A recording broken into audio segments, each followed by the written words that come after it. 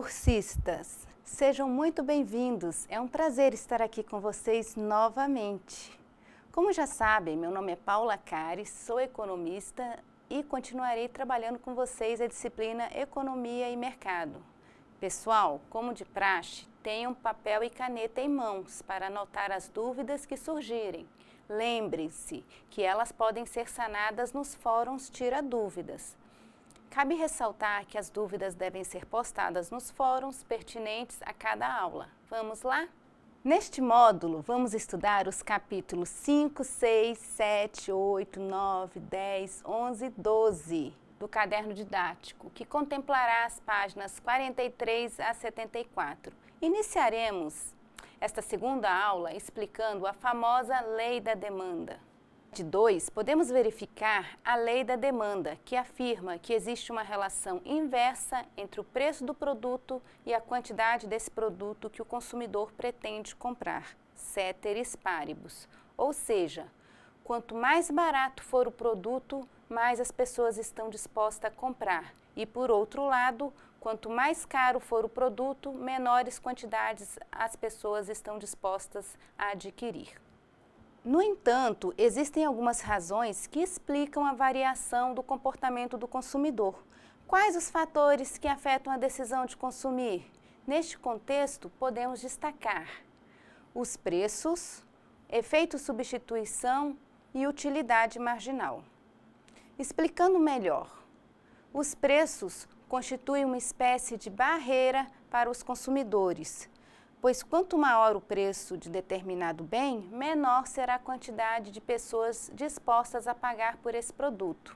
Efeito substituição ocorre quando o preço de um determinado produto aumenta e o consumidor procura alternativas de consumo que satisfaçam essa mesma necessidade.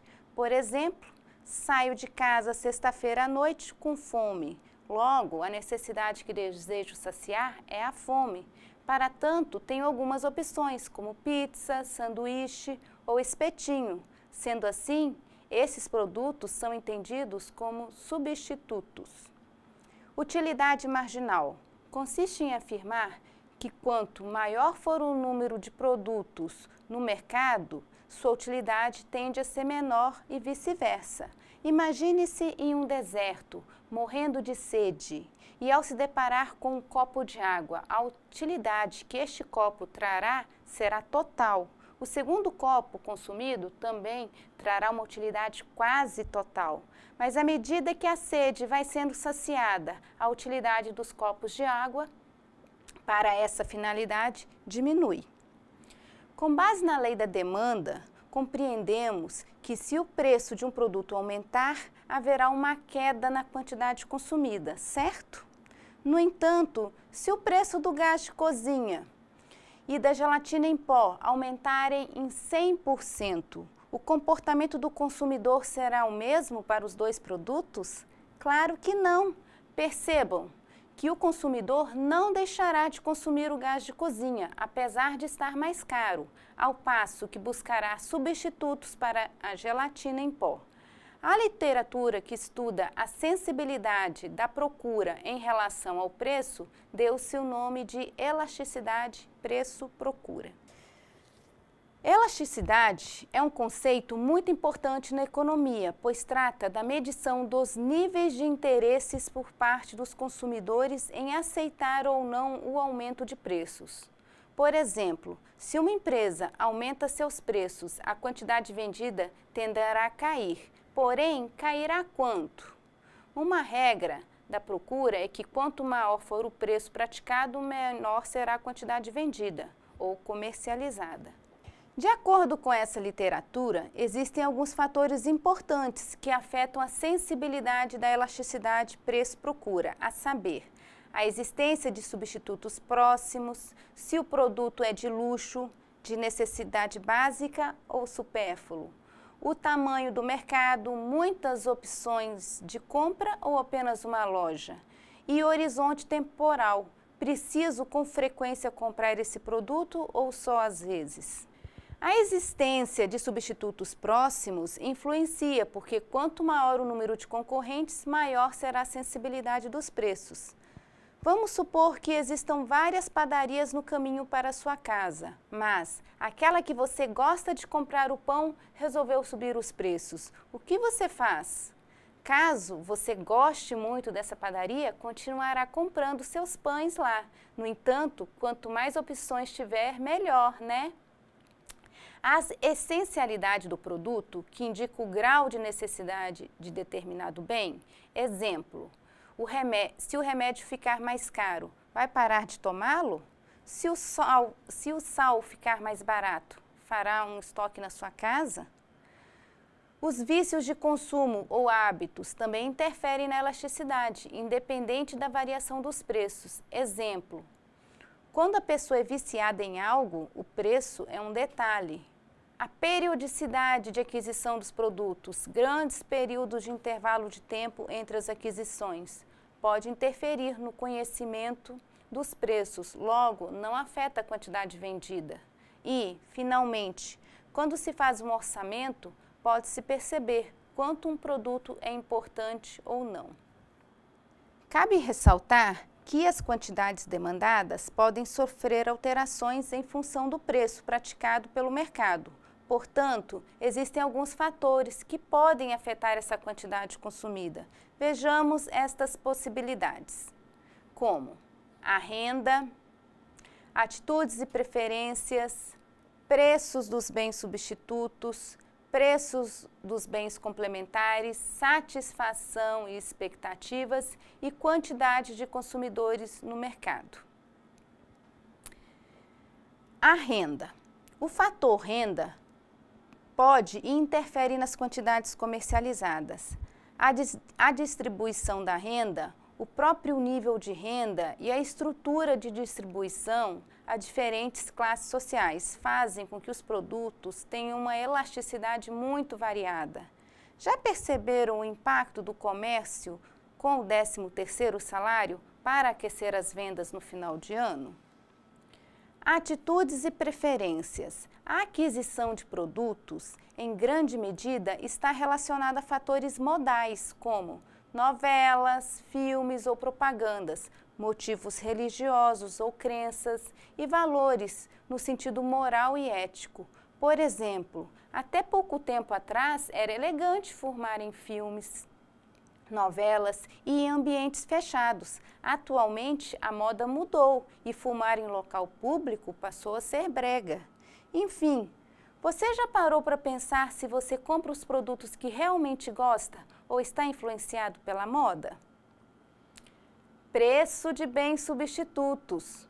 Produtos substitutos são aqueles que satisfazem a uma mesma necessidade. Sendo assim, o preço dos produtos similares afeta a sua decisão de consumir, já que um concorrente pode vender mais se uma empresa rival subir seus preços, e o contrário também existe. Por exemplo, se o pneu Pirelli subir de preço, as pessoas passarão a consumir Goodyear e vice-versa. Bens complementares. Produtos complementares são aqueles que são consumidos em conjunto. Exemplo, seu filho pede a você um videogame novo. Você acha muito caro os jogos que terão que ser adquiridos mais tarde. Se estes jogos caírem de preço, você resolve comprar o aparelho para seu filho. Exemplo 2. Se a pipoca e o refrigerante ficarem mais baratos, você iria mais vezes ao cinema. Perceba que o valor da entrada ao cinema permaneceria o mesmo. No entanto, o consumidor estaria disposto a ir mais vezes ao cinema por causa da queda do bem complementar. Satisfação e expectativa. Com base em seus conhecimentos, os indivíduos formam expectativas em relação ao futuro, que podem ser positivas ou negativas. Exemplo, caso o governo anuncie uma queda no preço da gasolina para daqui a uma semana, qual seria o comportamento do consumidor? Deixaria de abastecer o carro hoje, se planejaria para abastecer o carro no futuro. A quantidade de pessoas ou consumidores. Este número varia em função do nicho de mercado que cada empresa pertence. Os nichos são determinados pela renda, região, religião ou costumes individuais. Temos hoje em dia um aumento na expectativa de vida dos brasileiros. Logo, produtos para a terceira idade tendem a vender mais. Bom, pessoal, ao estudarmos a lei da demanda, analisamos as decisões do ponto de vista do consumidor, que na verdade é o nosso ponto de vista. Agora iremos estudar a lei da oferta, que analisa as decisões tomadas pelos empresários. Vamos olhar o mercado do ponto de vista dos empresários. A oferta de determinado produto é determinada pelas várias quantidades que os produtores estão dispostos e aptos a oferecer no mercado em função de vários níveis possíveis de preço em um determinado período. Podemos verificar na tabela que a quantidade ofertada depende diretamente dos preços. Quanto maior for o preço, maior será a quantidade ofertada. Do ponto de vista das empresas, elas querem produzir mais e vender quando os preços estiverem altos. Por outro lado, quanto mais baixos forem os preços, menor será a quantidade ofertada pelos empresários. Logo, cria-se um choque de interesses. Os consumidores querem preços baixos, as empresas níveis de preços mais altos. O livre mercado é isso. Lembra que eu havia me referido ao Adam Smith, o pai do livre mercado e da mão invisível na aula passada? Sendo assim, a teoria da oferta estuda a variação da quantidade ofertada de determinado bem em função da variação dos preços desse bem. Quanto se deve produzir num determinado nível de preço? Quais os fatores que interferem a curva de oferta?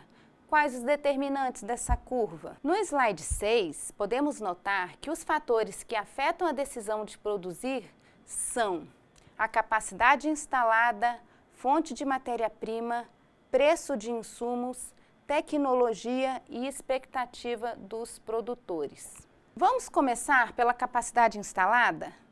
Quando uma empresa nova abre suas portas, ou uma empresa amplia seu chão de fábrica, com certeza novos produtos irão para o mercado.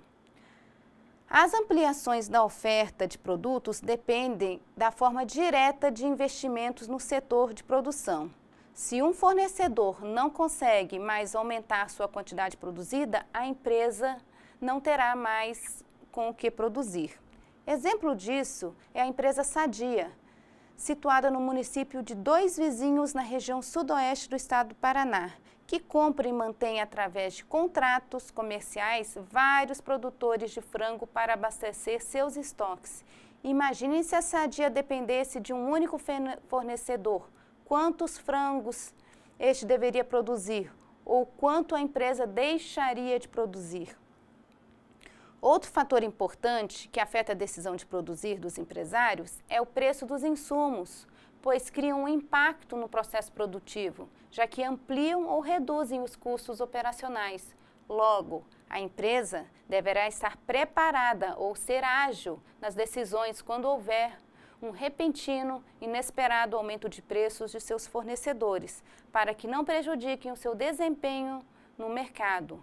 Percebam, por exemplo, se o empresário do ramo calçadista tiver um problema com o seu fornecedor de couro e por esse motivo os funcionários tiverem que ficar uma semana sem trabalhar, esse empresário poderá aumentar o preço dos calçados para recuperar o prejuízo? Claro que não, pois os seus concorrentes não tiveram esse contratempo e o aumento do preço fará com que ele perca fatias do mercado, que é muito competitivo. No entanto, se o couro vier a faltar para todos os empresários calçadistas, aí sim, todos repassarão os custos para o consumidor. Repararam a diferença? A tecnologia é outro fator importante que afeta a decisão de produzir dos empresários, pois ajuda a manter os preços e até mesmo reduzi-los. A tecnologia permite que os empresários produzam em maior quantidade, melhor qualidade, com mais homogeneidade e, obviamente, com redução dos custos, já que haverá menos desperdício de material e menor quantidade de emprego. Finalmente, as expectativas dos produtores em novos níveis de preço também podem alterar a quantidade ofertada no sentido de aumentar os seus ganhos. Neste caso, estamos falando de ganhos futuros. Exemplo, se ocorrer um show no Mineirão, todos os empresários que vislumbrarem ganhos com esse evento ofertarão maiores quantidades de seus produtos, como taxistas, restaurantes e hotéis. Agora, estudaremos a intersecção das duas retas ou curvas da oferta e da procura. O significado dessa interseção para as empresas e para os consumidores. Observamos que no ponto onde ocorre o cruzamento dessas duas curvas é o ponto de equilíbrio, onde é definida a quantidade e o preço de equilíbrio. O equilíbrio de mercado é um dos conceitos mais importantes, não só da economia, mas também da gestão empresarial. O ponto de equilíbrio envolve o preço de equilíbrio e a quantidade de equilíbrio. Podemos dizer que a relação entre consumidores e produtores, na maioria dos níveis de preços, é um conflito. Todavia, existe um ponto interessante nessa briga, é onde os dois interesses coincidem. E a economia tende a permanecer nesse equilíbrio, pois essa é a situação menos pior para todos. Pessoal, vamos estudar agora os fatores que possibilitam um deslocamento do ponto de equilíbrio. Toda a movimentação do ponto de equilíbrio ocorre nas alterações de preços e quantidades existentes. Agora fica mais claro a identificação daquele ditado popular. Se a oferta for maior do que a demanda, os preços diminuem e vice-versa. Quando a procura se expande e a oferta permanece inalterada, o ponto se desloca para um nível mais alto, traduzindo, quando a procura por determinado produto for maior do que a quantidade ofertada pelas empresas, o preço inevitavelmente subirá. Por outro lado, quando a procura se retrai e a oferta fica estagnada, ocorre um excesso de produtos no mercado e os empresários são obrigados a fazer promoções para se desfazer do estoque indesejado. Quando não há procura por um determinado produto, o preço sofrerá uma queda. Agora estudaremos o modo de pensar dos consumidores que implicam em suas decisões de compra. Lembrando que esta parte da matéria tem um vínculo forte com a psicologia, porque entramos em interesses pessoais. O consumidor age racionalmente para buscar sua satisfação máxima de utilidade de um produto. A compra de novas unidades de um mesmo produto também é feita racionalmente. Para isso, voltamos ao item anterior, que classifica a utilidade como uma experiência já vivenciada. Os preços e a renda são os fatores que limitam a maximização da utilidade de um produto. Um consumidor adquire novas unidades se o preço não sofrer alterações ou se sua renda permitir. Sendo assim, os fatores que definem o comportamento do consumidor são o fator cultural, o fator social e o fator induzido. Existem vários filmes sobre o assunto. Procure no YouTube com o título Comportamento do Consumidor e escolha alguns para assistir. Responda a seguinte pergunta: o povo brasileiro está mudando de comportamento de consumo? Veremos agora alguns conceitos empresariais que também são utilizados na contabilidade e administração para definirmos o que é lucro ou prejuízo de uma empresa. Esta parte é muito importante para um gestor, pois relata conceitos básicos da gestão financeira. De acordo com a teoria do produtor, todas as empresas buscam uma meta, a maximização do lucro. Para determinarmos o lucro de uma empresa, basta utilizar a fórmula mais conhecida da economia, expressa no slide 9. Lucro total é igual receita total menos custo total. Vou apresentar para vocês alguns conceitos muito utilizados em economia, administração e também em contabilidade. Receita total é o preço praticado multiplicado pela quantidade vendida. Receita marginal é o acréscimo à receita em função de mais uma unidade vendida ou comercializada. Logo, quanto maior for a quantidade vendida, maior será a receita total. Mas, quanto mais eu produzo, mais eu tenho que gastar com matéria-prima, mão de obra, impostos, etc. Sendo assim, podemos perceber na tabela e no gráfico que toda vez que eu aumento a produção, no todo, aumento o meu ganho, mas a contribuição de uma unidade a mais produzida é cada vez menor, e isso é demonstrado na coluna da receita marginal. Continuando os conceitos, custo fixo é o desembolso de dinheiro independente da fabricação ou venda de algum produto ou serviço. Exemplo, custo com aluguel, independe da quantidade produzida. Custo variável é o desembolso em dinheiro proporcional à quantidade vendida ou produzida. Exemplo, mão de obra. Quanto mais a empresa produzir, mais pessoas serão contratadas. Custo total é a soma dos custos fixo e variável. Nesta tabela, percebemos que o custo fixo é fixo, ou seja, independentemente da quantidade produzida, o custo fixo será 2.000 unidades monetárias. Percebemos também que à medida que aumentamos a quantidade produzida, o custo variável e totais também aumentam. Mas essas informações não ajudam muito no processo decisório de saber onde estarei maximizando o meu lucro.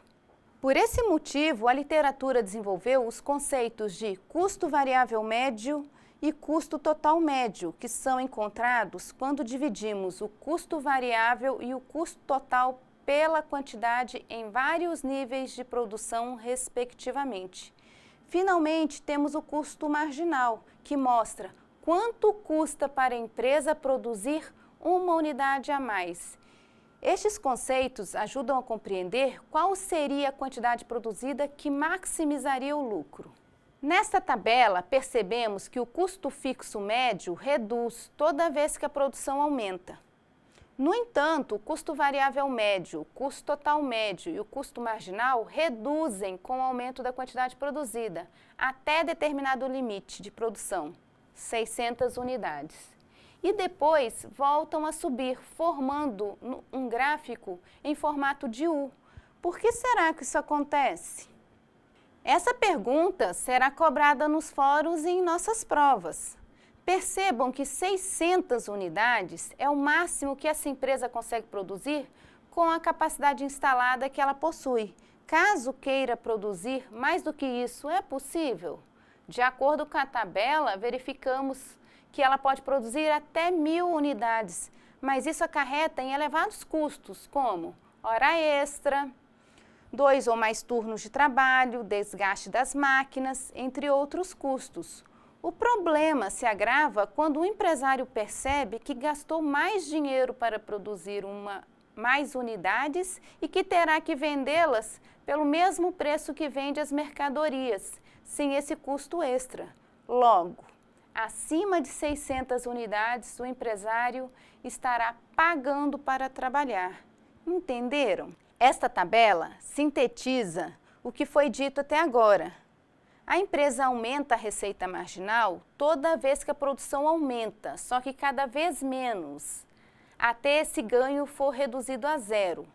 Por outro lado, toda vez que a produção aumenta, o custo marginal reduz até determinado ponto.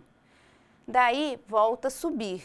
Essa situação indica que a empresa está utilizando todos os seus recursos disponíveis e é nesse ponto que a empresa maximiza o lucro. Vamos conhecer agora os diferentes tipos de estrutura de mercado que podemos encontrar em nossa economia. Conhecer as estruturas de mercado é muito importante, porque nos permite compreender por que alguns preços são tão elevados e por que alguns serviços são tão ruins.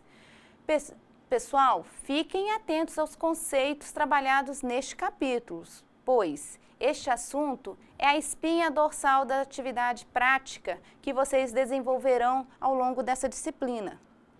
Quando falamos de estrutura de mercado, devemos levar em conta o número de empresas, o tipo de produto, recursos disponíveis, controle sobre os preços, concorrência e o ingresso de novas empresas ou concorrentes. Esses critérios associados definem o que chamamos de mercado. Logo, podemos perceber de imediato que existem diferentes mercados. Agora vamos estudar algumas estruturas de mercado e perceber suas semelhanças e diferenças. As principais estruturas de mercado são a concorrência perfeita, o monopólio, a concorrência monopolística e o oligopólio. O modelo em concorrência perfeita apresenta as seguintes características. Primeiro, elevado número de compradores e vendedores. Segundo, bem ou serviço homogêneo. Para o consumidor, é indiferente comprar o produto na empresa A, B ou C. Exemplo, botijão de gás. Terceiro, os agentes atuam independentemente. A estratégia adotada por um empresário não afeta as demais empresas. Exemplo, mototáxi. A inovação de apenas um não afeta o mercado. Quarto, a mobilidade é livre, ou seja, não existem barreiras de entrada ou saída para qualquer agente. Sendo assim, qualquer pessoa que quiser entrar nesse tipo de mercado não será impedida. Haja vista que quantidade de capital inicial geralmente é pouca e conhecimento técnico também geralmente é pouco. Não são aspectos limitantes. Exemplo, salão de beleza, padaria. Quinto, as empresas praticam os mesmos preços devido à acirrada concorrência. Sexto, total transparência. As informações são repassadas a todos, sem exceção. Todas as empresas inseridas nesse tipo de mercado possuem acesso às mesmas informações.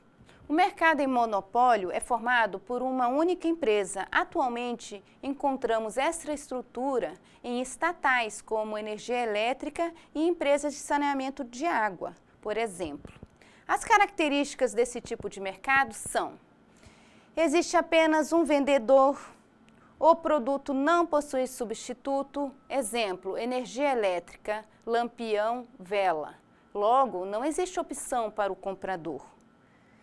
Terceiro, é impossível outras empresas entrarem nesse mercado devido ao custo ou ao elevado conhecimento necessário.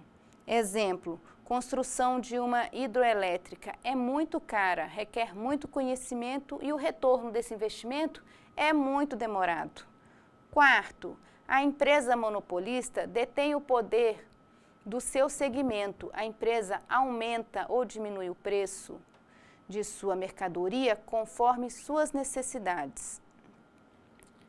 Mercado em oligopólio é uma estrutura que possui muitas formas.